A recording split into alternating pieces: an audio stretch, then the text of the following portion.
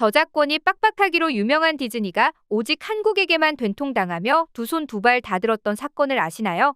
늘 그렇듯 단가 후려치기와 저작권을 빌미로 사업을 쉽게 하려는 그들의 속셈이 한국법에 의해 폭로되며 결국 백기를 든 것인데요. 대체 그들이 어떻게 물러난 것일까요? 지금부터 갑질 당할 뻔한 한국 기업이 시원하게 갑질을 역전시킨 사례를 소개해드리겠습니다. 저작권 괴물이라 불리는 곳이 있습니다. 바로 디즈니가 그 주인공인데요. 국내외에서 유명한 마블을 비롯해 스타워즈, 애니메이션 등 각종 IP를 보유하고 있어 캐릭터 사업의 끝판왕이라 불리는 기업이 바로 디즈니죠. 그런 디즈니는 자신의 캐릭터가 관련된 일에 있어 끝까지 사용료를 받아내는 것으로 악명이 높은 기업입니다. 설사 그 사용처가 상업적인 목적이 아니었더라도 정당한 루트로 사용된 것이 아니면 얄짤없죠. 가장 유명한 사례가 1980년대 일본에서 벌어진 디즈니 저작권 침해 사례였습니다. 일본 초등학생들이 학교 운동장에 디즈니의 미키 캐릭터 그림을 그렸는데요. 이것을 알게 된 디즈니가 초등학교를 상대로 저작권 위반으로 제소를 건 것입니다. 학교 측에서는 디즈니와 좋게 문제를 해결하려고 했고 아이들의 행동에 디즈니가 선처를 보여주길 바랬죠. 그러나 디즈니는 얄짤없이 미키 그림을 지우거나 사용료를 지불하지 않고는 이용할 수 없다고 선을 그은 것입니다. 결국 천문학적인 사용료를 감당할 수 없었던 학교는 백기를 들며 미키 그림을 지웠죠. 주 고객이었던 아이들을 적으로 돌릴 정도로 디즈니의 저작권 관리 정책은 깐깐하기로 유명한데요. 이 사건 이후 무인도에 표류가 되었을 경우 모래사장에 미키 마우스 그림을 그리라는 이야기가 돌기까지 했습니다. 전 세계 저작권 위배 사례를 조사하는 디즈니 법무팀이 미키 그림을 보면 그곳이 무인도라 할지라도 찾아낼 것이라는 의미를 품은 농담이었죠. 세계 각국을 감시하면서 예외 없이 처리하는 그들의 방식을 어떤 사람들은 너무하다고 비난했는데요. 아이들이 동심을 책임지는 기업이 저작권에 대해 지나치게 깐깐한 건 많은 이들의 불만을 사기도 했습니다. 그러나 디즈니는 그런 비판을 듣지 않고 캐릭터의 공정 사용에 대해 엄격한 태도를 유지했죠. 이는 중국도 예외가 아니었습니다.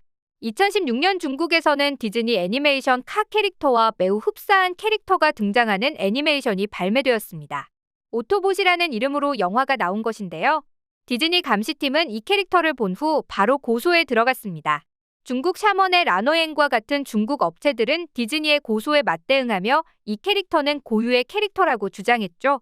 그러나 누가 봐도 디즈니 캐릭터를 빼다 닮은 모습에 디즈니는 강경하게 맞대응을 이어갔습니다. 결국 법원 역시 디즈니의 의견을 수렴하며 중국 기업들이 캐릭터 디자인에 대해 라이선스 비용을 주고 정당하게 사용할 것을 촉구했죠. 베끼기로 유명한 중국 기업을 상대로 그것도 중국 법정에서 디즈니는 승소를 받아낸 것입니다. 그런데 철저하다 못해 혀를 내두를 정도로 대단한 이들 디즈니 법무팀이 유일하게 패소한 케이스가 있습니다. 바로 한국에서 쓰디쓴 패배를 맛본 건데요. 바로 누구나 어렸을 적 한번 접했을 디즈니 그림 명화와 관련해서 디즈니가 참패를 본 사건이었습니다.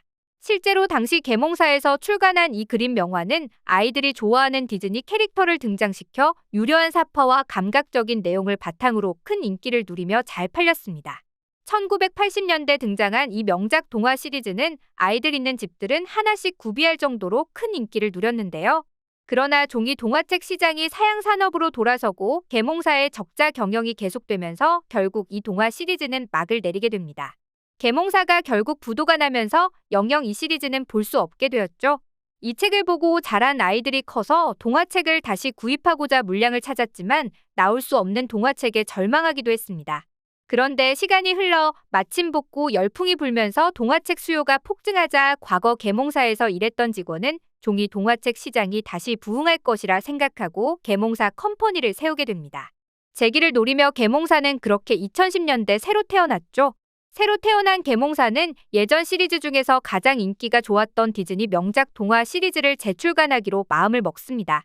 이 시기 운도 따랐던 것이 디즈니 본사에서 계몽사에 접근해 명작 동화 재출간을 제안했죠.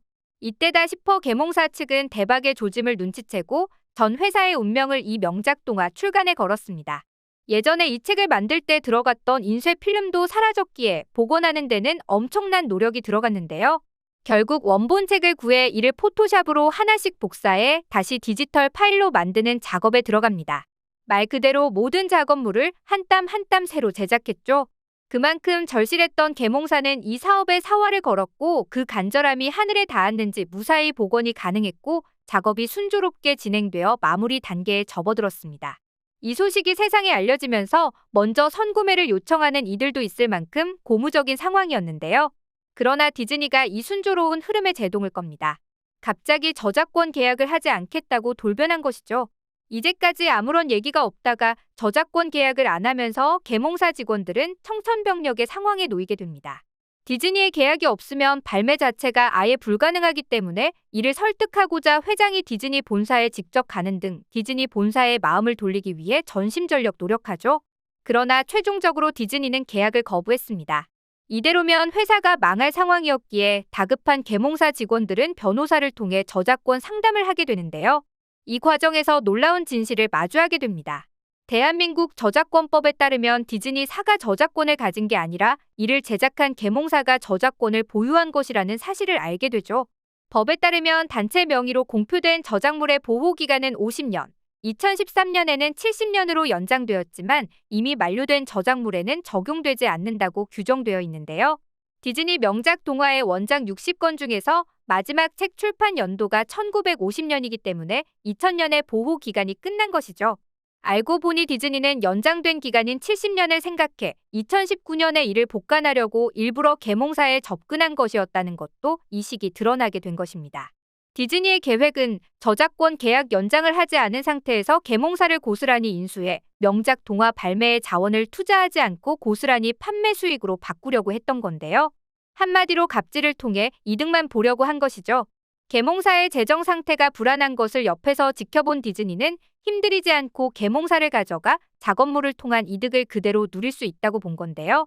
그러나 대한민국 저작권법을 잘못 이해한 덕분에 계몽사가 동화의 모든 저작권을 가지게 되었고 디즈니는 참패를 겪게 된 것이죠. 결국 디즈니의 소송과 판매 지연 전략에도 불구하고 계몽사의 명작 동화 전집은 40만 원이라는 고가에도 불구하고 날개 돋친 듯 팔렸다고 합니다. 매진 이후에도 구매 대기자가 너무 많아 추가 인쇄를 발표, 추가 인쇄물도 다 팔리는 기염을 토했죠. 전 세계 최초로 대한민국이 저작권 괴물 디즈니의 콧대를 납작하게 만든 유일한 사건이었습니다.